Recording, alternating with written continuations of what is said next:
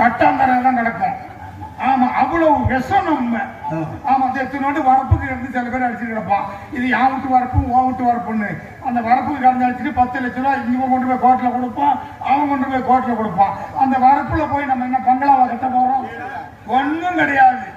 குடத்து விட்டு கொடுத்தா போதும். ஆமா, அதனால 4 வருடம் கட்ட போது இல்லையா? அந்த மாதிரி எதையும் நம்ம கொண்டு போவது இருக்கிற வழி சந்தோஷமா இருக்கணும்.